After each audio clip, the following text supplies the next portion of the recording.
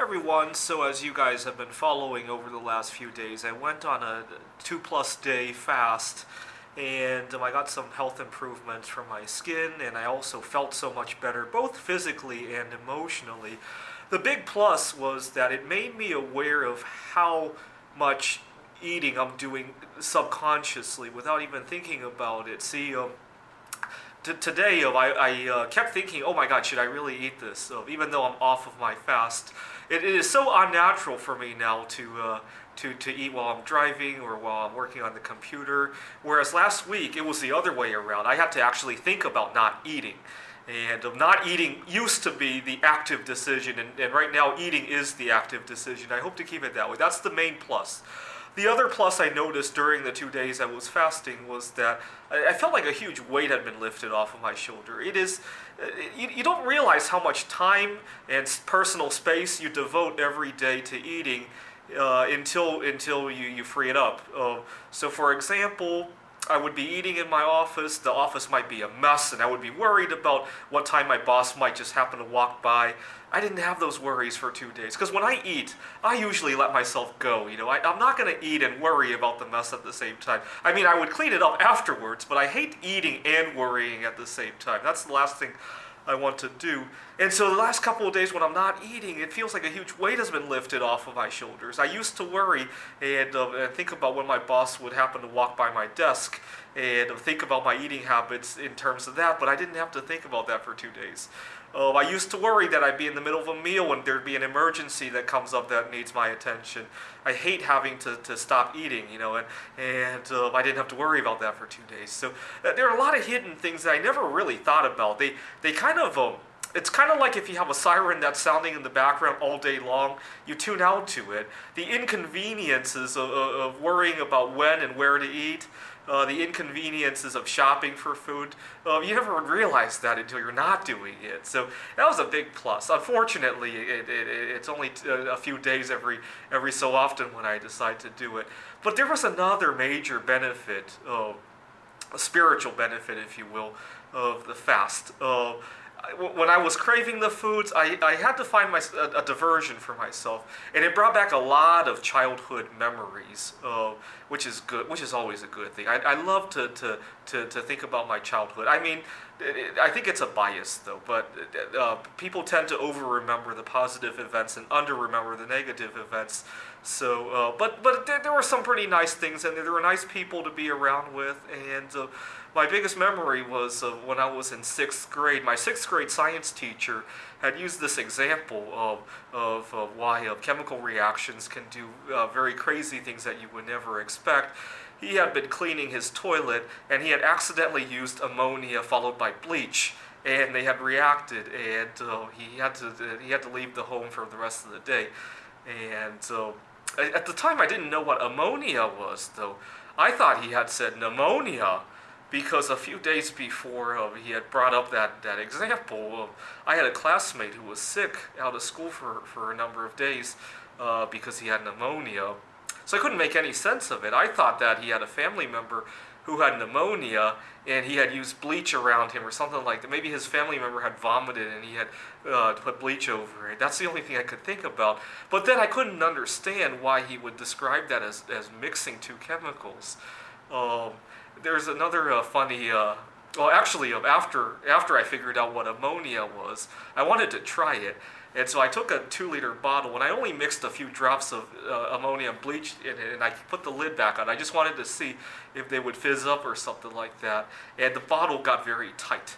And so there's like 2 liters of toxic gas. I threw it out without ever opening the bottle, and so I wonder if that bottle was sitting in a landfill somewhere still with the toxic gas in there. It makes chloramine gas, so that was good. I used to love playing with all these chemicals. So I learned how to make an explosive chemical called I think it was potassium chlorate, but I didn't have potassium on hand, so I would make sodium chlorate, and I would make it out of electrolysis of salt water. And one time I had made about a handful of that stuff, and I put it into a book, and I put the book in the fireplace, and I lit it on fire. And at first the fire was slow, but as soon as it touched the sodium chlorate, fruff, and the entire book disappeared, and it caused the house to almost shake a little bit. There was a shock wave from the explosion, and my mom was so mad. Oh, she used to hate having to clean the fireplace because of all these chemicals that I would play with in there. I would burn entire boxes of matches, and I used to love burning stuff. I don't know why.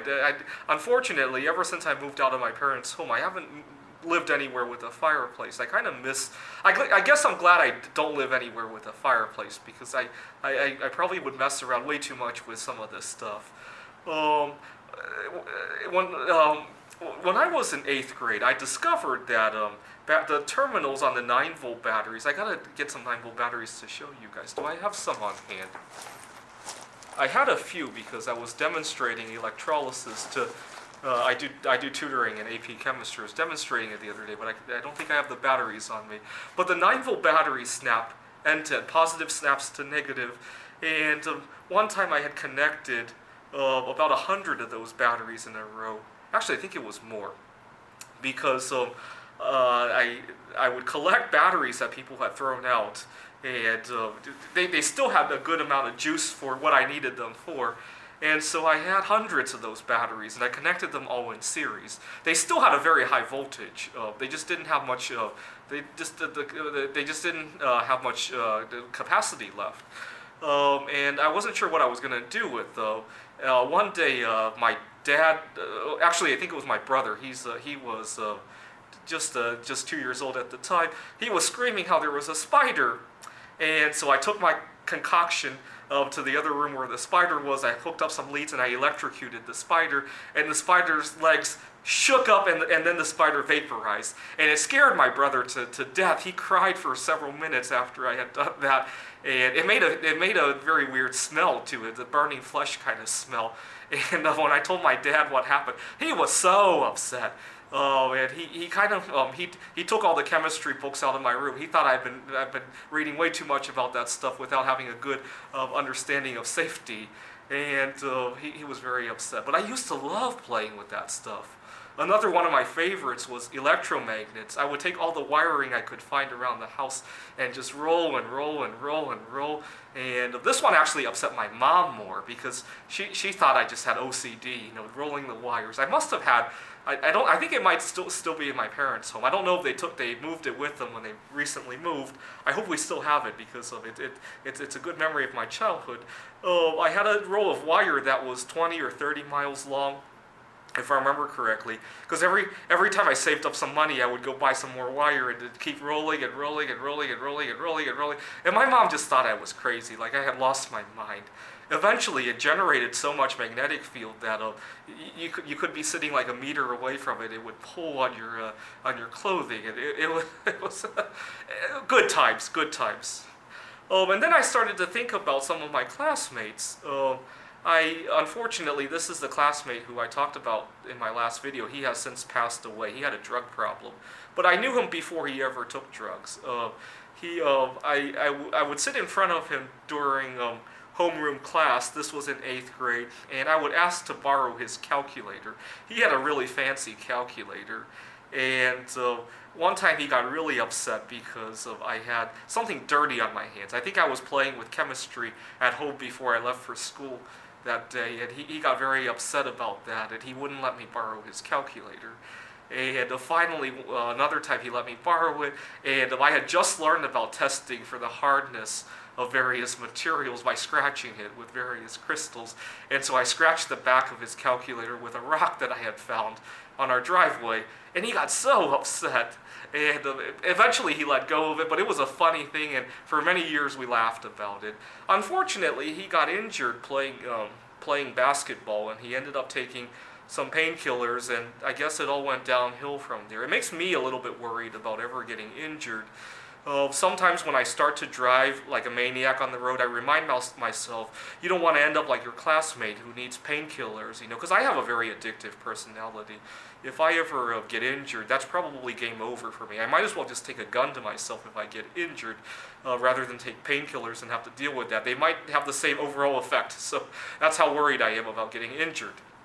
But as I was fasting yesterday, it brought back all these great memories, and it just highlights that there's a lot more to life than food. I mean, even though I can't fast all the time, even when I'm in between meals, I should probably remind myself of all these nice things that had happened in between meals in the past. And life is more than just food.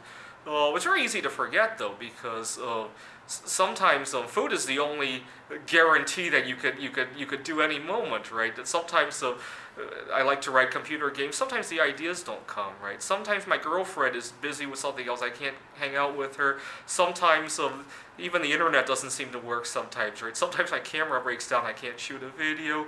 I rarely have too much of a barrier to getting food. I think that's the big problem, right?